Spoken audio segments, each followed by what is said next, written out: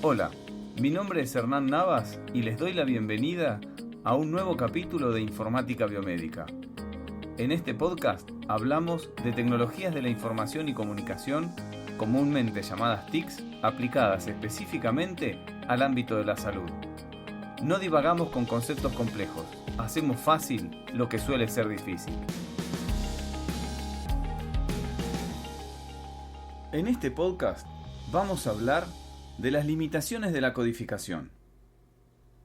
Vamos a ver por qué codificar no es lo que parece, y no quiero ser el malo de la película.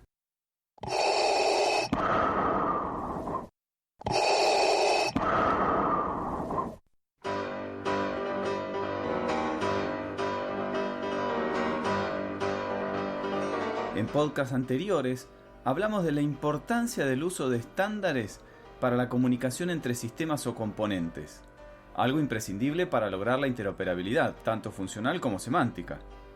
Entonces, ¿con HL7 y con las tablas maestras resolvemos todos los problemas?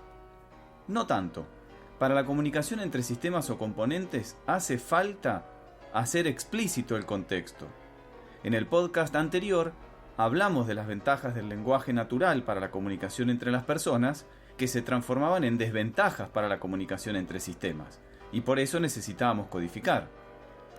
Utilizábamos alguna de las clasificaciones o tesauros o nomenclaturas o agrupadores de los existentes y tenemos el problema resuelto. No, tampoco. En este podcast vamos a ver por qué codificar no es la solución a todos los problemas, o por qué codificar no es lo que parece.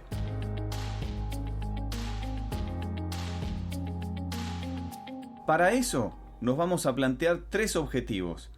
Primero, reconocer las limitaciones de las clasificaciones. Segundo, detectar los errores más comunes en la implementación de sistemas de codificación. Y tercero, conocer los principios y las ventajas de utilizar un servidor de terminología.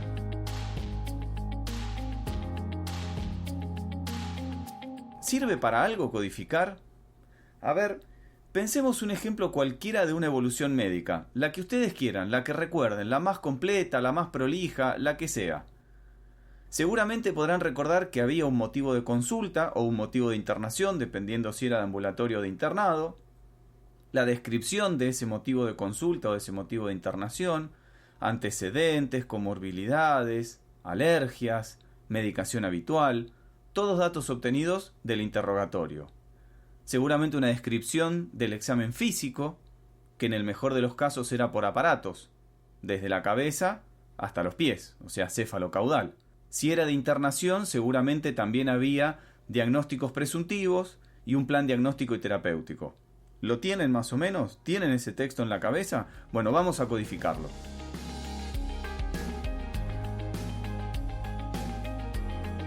Antes que nada, codificar es lo mismo que indexar o indizar. Ya hablamos de este proceso en el capítulo 9, donde hablamos de mesh, y en el 14, donde hablamos específicamente de los vocabularios controlados. Pero repasemos. Codificar o indexar es lo mismo conceptualmente y tenemos que seguir los mismos pasos. Tenemos que leer el documento, sea una evolución médica o sea una publicación científica, y después seleccionamos y normalizamos, recuerden el concepto de normalizar, seleccionamos y normalizamos los conceptos clave. Bueno, volviendo a nuestra evolución, esta evolución que tenemos en la mente, lo primero que nos tenemos que preguntar es ¿cuál es el fin que le va a dar la organización a la codificación? ¿Para qué codifica la organización? Porque es importante conocer el objetivo particular de la codificación, porque responder a esta pregunta nos va a permitir seleccionar la mejor clasificación, nomenclatura, tesauro o agrupador que se adapte a nuestras necesidades. Recordemos que cada uno de estos vocabularios controlados tiene un propósito. Vamos a ver.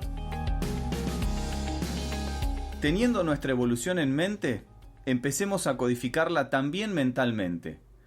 ¿Qué encontraríamos si utilizamos el nomenclador nacional?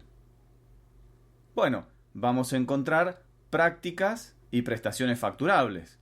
Por ejemplo, 420302, que es una consulta médica en guardia, o 660475, que es un hemograma. Ahora, ¿podemos obtener información clínica de nuestro paciente? No. Siguiente. Muy bien. ¿Qué encontraremos si utilizamos el DSM-5? Si la consulta no está relacionada con psiquiatría, directamente nada, porque dijimos que el DSM-5 es el manual para clasificar trastornos mentales. Siguiente. ¿Qué vamos a encontrar ahora si utilizamos la clasificación ATC-DDD? Bueno, podemos encontrar información sobre la medicación que toma el paciente. Por ejemplo, N02, B larga E01, el paciente está tomando paracetamol. O C09, AA02, el paciente está tomando enalapril. Pero eso es lo único que vamos a poder obtener. Siguiente. ¿Qué encontraríamos ahora si procesamos nuestra evolución con NANDA? Bueno, nada, a menos que hayamos pensado en una evolución de enfermería. Recordemos que NANDA es exclusiva para clasificar diagnósticos de enfermería. Siguiente. ¿Y qué vamos a encontrar si utilizamos SIAP-2? Bueno, ahora empieza a tomar un poco de color, porque ahora podemos conocer de una manera un poco vaga la condición de nuestro paciente. Recordemos que SIAP-2 es una clasificación para motivos de consulta en atención primaria. Entonces podremos obtener un A03, que nuestro paciente tiene fiebre, o P17, que el paciente abusa del tabaco. Ahí estamos ya un poco más cerca de conocer la condición clínica de nuestro paciente. ¿Y qué podríamos encontrar si utilizamos CIE-10? Bueno, ahora sí se pone interesante, porque encima la versión esta de CIE no solo tiene los diagnósticos, sino también signos y síntomas, por lo cual vamos a poder obtener mucha información sobre nuestro paciente. Pero esto también nos puede llevar a una confusión, porque si bien vamos a obtener mucha información de nuestro paciente, la pregunta que nos tenemos que hacer es: ¿sirve para todo? ¿Podemos codificar todo con CIE-10? No, definitivamente no. Sirve para clasificar causas de morbimortalidad, aunque en muchas instituciones y empresas desarrolladoras de sistemas de información en salud quieran hacer que sirva para todos los niveles, en todas las profesiones, en todos los sectores. Ahora que sabemos para qué codificamos en nuestra organización y cuál es el objetivo particular de la codificación y seleccionamos el mejor vocabulario controlado, nos vamos a preguntar: ¿sabemos codificar?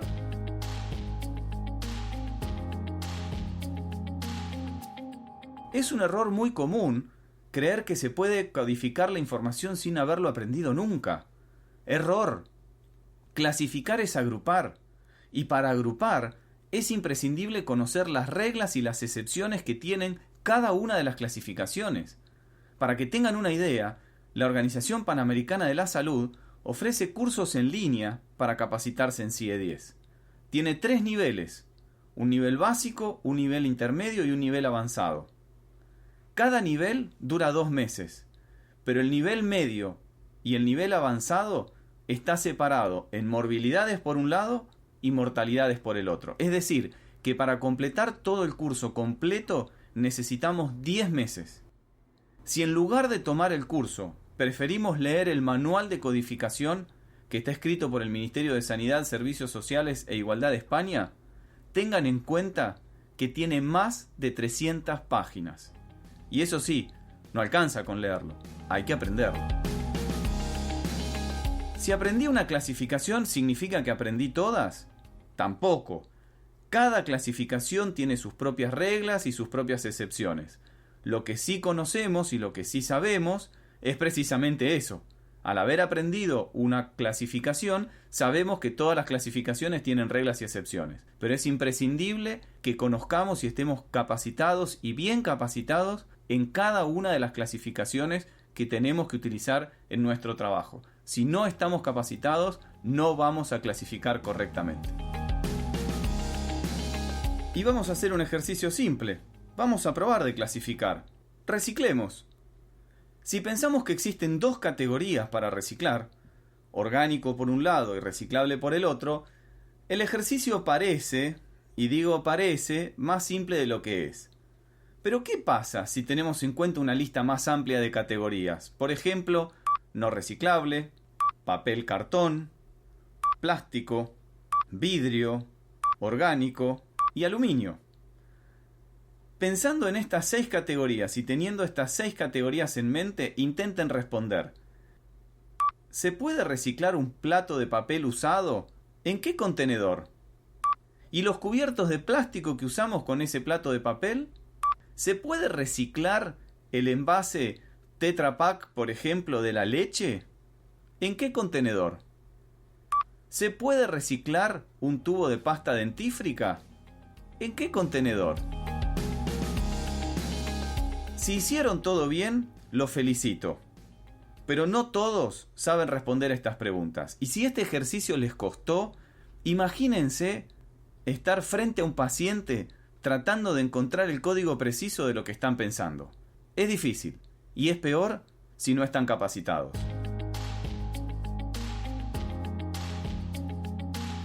Ahora vamos a ver cuáles son entonces los problemas más comunes propios de las clasificaciones y después vamos a pasar a ver los errores más comunes de implementación. ¿Cuáles son los problemas comunes que son propios a las clasificaciones? Que no se puede ser más específico de lo que la clasificación dice. La última rama que tiene la clasificación, hasta ahí nosotros podemos llegar. Si quisiéramos ir un nivel más, no podemos, no se puede ser más específico. No hay ninguna manera de ser más específico que lo que la misma clasificación dice. Tengan en cuenta que clasificar es agrupar, y agrupar no siempre es la mejor idea. Si bien es útil agrupar diagnósticos porque la medicina es compleja y los diagnósticos son extensos, al agrupar perdemos la capacidad de detallar o individualizar a cada paciente.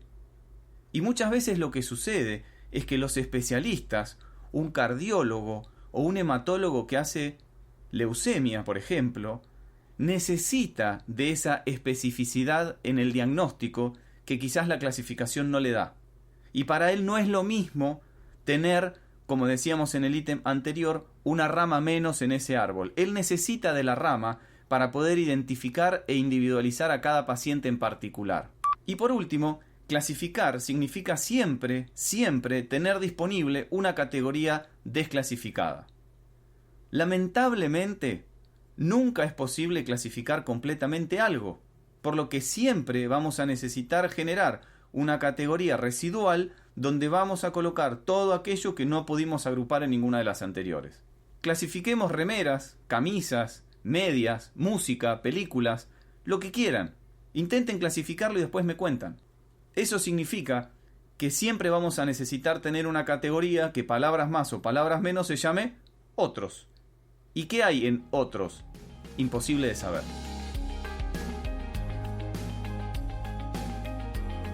Las fallas en la adhesión al uso de los sistemas de codificación no es exclusiva responsabilidad de esto que planteábamos recién de las limitaciones de las clasificaciones. Obvio que no.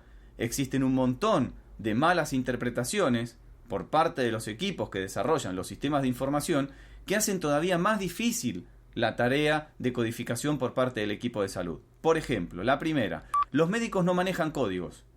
Lo que es práctico y simple para un grupo no lo es para otros. Generalmente las áreas de facturación o las recepciones, por ejemplo, de laboratorio de diagnóstico por imágenes, están acostumbrados a llamar a las prácticas y a las prestaciones por un código. Si ustedes prestan atención, es habitual que el teclado numérico, primero es imprescindible que exista un teclado numérico en esas áreas, y segundo, es habitual que el teclado numérico esté gastado. ¿Por qué? Porque no escriben el nombre de la práctica, no escriben hematocrito, cargan directamente el código del nomenclador. Y la persona que está facturando o la persona que está en esa recepción se conoce de memoria la gran mayoría de los códigos de las prácticas más habituales y lo escribe directamente. Pero lo que funciona para el área administrativa, para facturación y para recepción, no funciona para los médicos. Los médicos no utilizan códigos, no tienen idea ni cómo se usan ni para qué sirven. Obligar al médico a utilizar código es un error grave. El segundo error es que si el médico está obligado a buscar por código, relacionado con lo anterior, es probable que vaya a memorizar solo uno. Y con eso, todos los pacientes que vea les va a poner exactamente el mismo código. En general, y para evitar errores graves en consultorio, lo que utilizan es control de salud o alguna similitud para representar el motivo de consulta de los pacientes. Tercer error: tener una lista desplegable de códigos.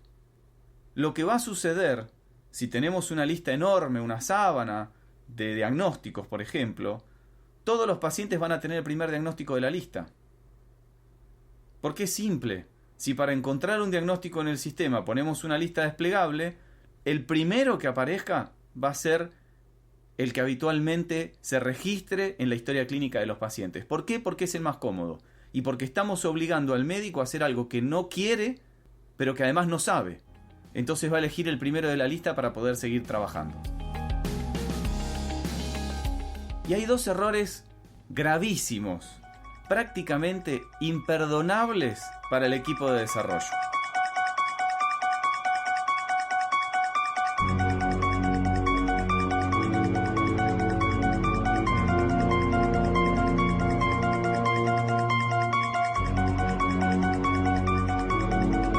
Y se puede relacionar con cualquiera de los que vimos antes, de la búsqueda por código, de las listas desplegables, de lo que sea.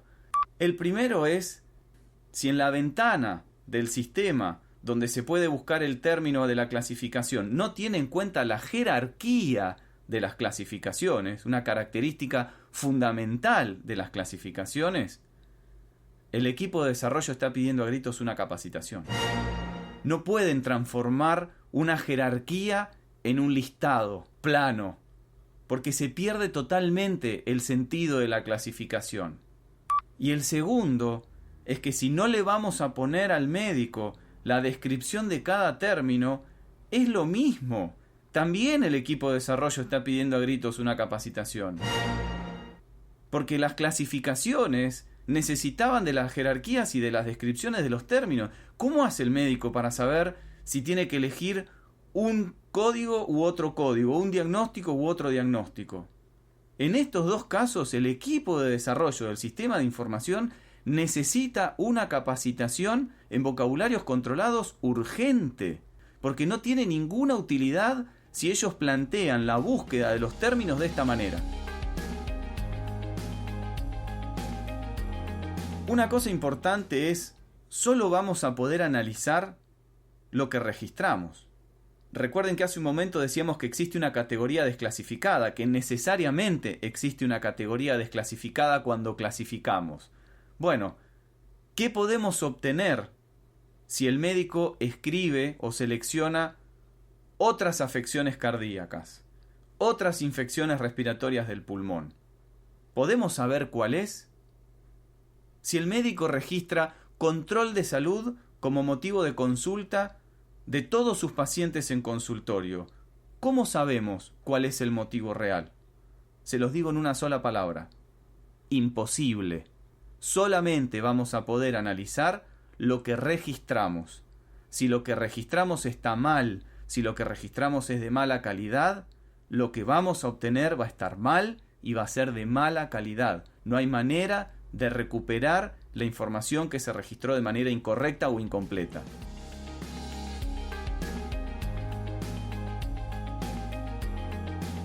Entonces podemos obtener dos corolarios. El primero es que es imprescindible que el registro de información se realice con la mayor exactitud posible para que el análisis pueda ser confiable y pueda ser útil. Y clasificar es difícil. Requiere de capacitación continua, de evaluación de qué tan bien lo estamos haciendo y de validación entre pares.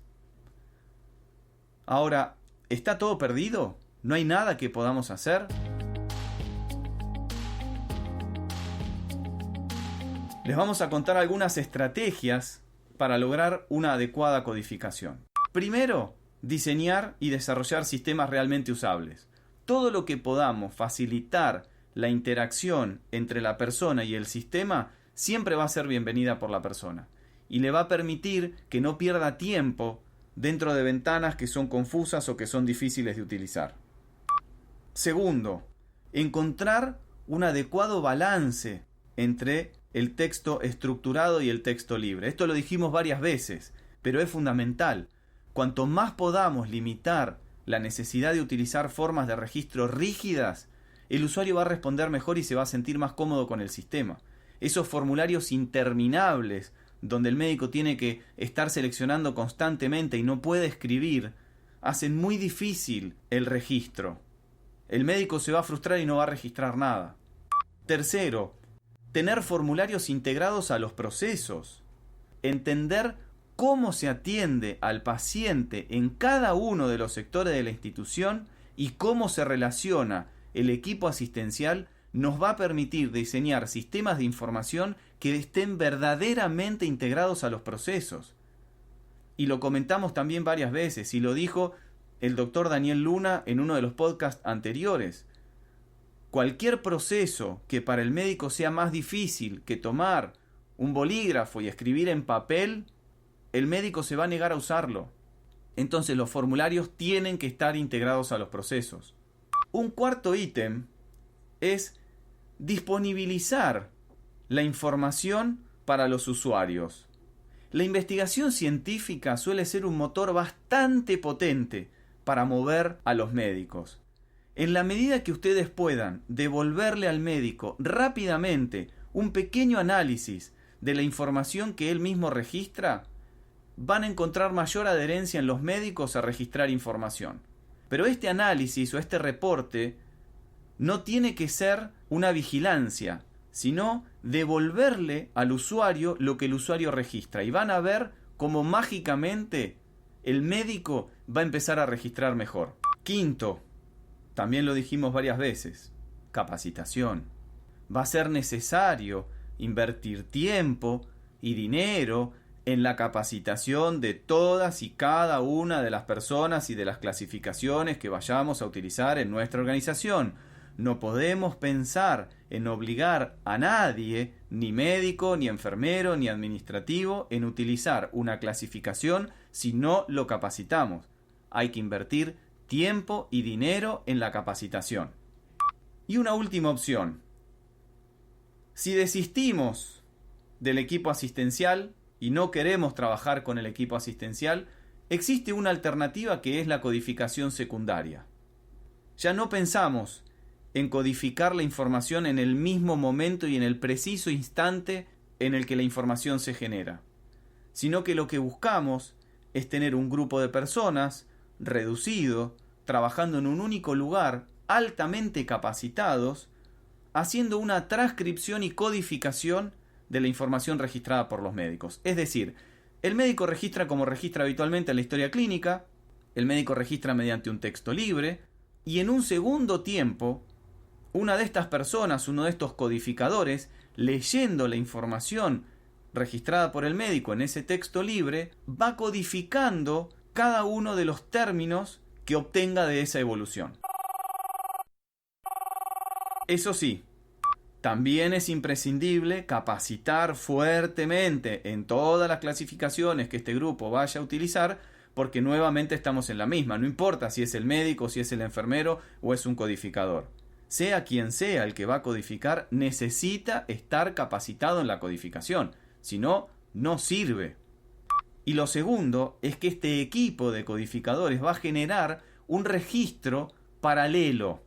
No va a registrar sobre la propia historia clínica porque habitualmente este grupo de codificadores no son médicos, sino estudiantes de medicina de los años más avanzados de la carrera.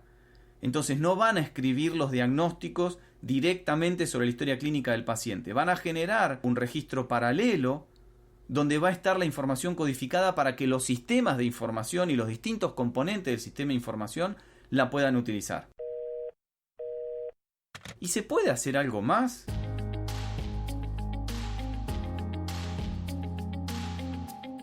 Existe la magia de los servicios terminológicos. ¿Qué pensarían ustedes si yo les comentara que existe una fórmula mágica que puede transformar cualquier texto libre ingresado por el médico en información codificada? No me creerían, seguro. Bueno, algo de razón tienen, porque no es cualquier texto libre ingresado por el médico, pero vamos a ver que su funcionalidad está relacionada con esto, con un texto libre ingresado por el médico que posteriormente se codifica.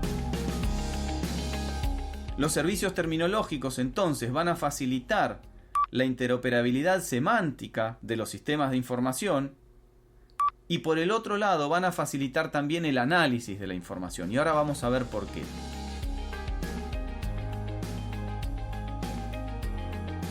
Los servicios terminológicos son un modelo que funciona esencialmente en 3 capas.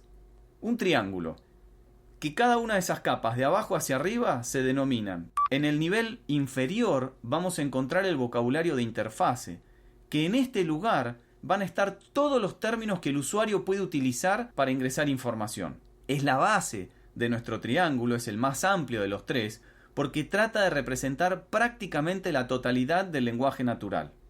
Puede contener cientos de miles de términos.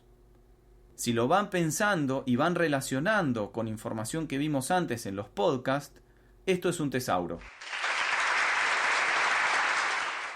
Luego viene el vocabulario de referencia, que es lo que está en el medio. Es un poco más chico que el vocabulario de interfase y es el alma del sistema. En este lugar, lo que vamos a encontrar es la nomenclatura que se utiliza para representar el conocimiento médico. Y repito, la nomenclatura. Recuerden que el objetivo principal de una nomenclatura era catalogar todos los conceptos que se expresan en un ámbito o dominio en particular. Todos. Por eso es que el alma de nuestro sistema, el alma de estos servicios terminológicos, va a ser una nomenclatura, porque necesita tener ese catálogo de todos los conceptos que se expresen en el dominio de la medicina. Y en nuestro caso, lo que se va a utilizar es SNOMED-CT. Ustedes ya deberían saber por qué, repasen en el podcast anterior. Y por último, en la punta, en la cúspide de nuestro triángulo, de nuestra pirámide, lo que vamos a encontrar son los vocabularios de salida, que son las clasificaciones y agrupaciones que se van a utilizar para el análisis de información, que van a estar relacionadas con la nomenclatura del nivel inferior. Entonces hay 2 acciones muy importantes que van a relacionar, van a ligar los elementos de la capa inferior con los elementos de la capa superior correspondiente. Hay una acción que se llama modelado, que es relacionar cada uno de los términos ingresados en el vocabulario de interfase con la nomenclatura, y esta es una tarea manual. Y la segunda acción es la transcodificación, que es la relación entre los conceptos de la nomenclatura con las diferentes clasificaciones existentes. Esta tarea puede ser automática, pero también podría ser manual.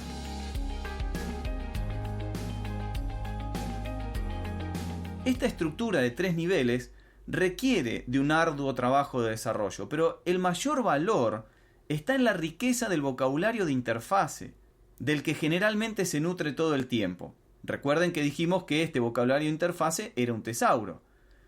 En la medida que estos servicios terminológicos se utilicen, este vocabulario de interfase va a ir aumentando, porque cada vez que un médico ingrese un término no reconocido por este componente, el término va a quedar almacenado en una lista temporal de términos sin codificar para que algún codificador lo mapee. Cuantos más términos tenga este vocabulario, menor va a ser la tarea del equipo y mayor va a ser la capacidad de este componente de detectar lo registrado por el médico. La estadística dice que en algún momento se alcanza una meseta donde no se registran términos nuevos hasta tanto no aparezcan, por ejemplo, nuevas enfermedades o nuevos procedimientos quirúrgicos. Esta meseta se la suele denominar saturación del dominio.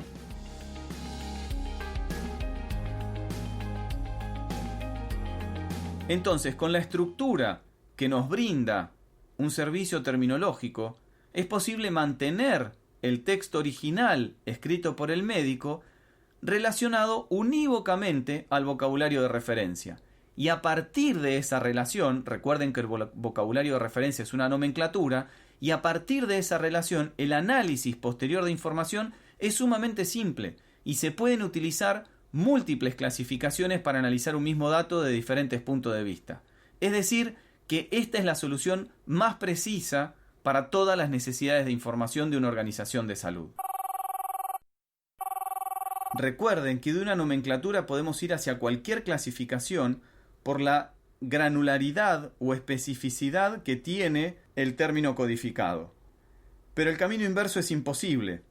Si nosotros estamos parados en una clasificación y el código de nuestra clasificación dice otras enfermedades infecciosas del pulmón, no podemos ir hacia la nomenclatura porque no sabemos cuál es esa enfermedad infecciosa del pulmón.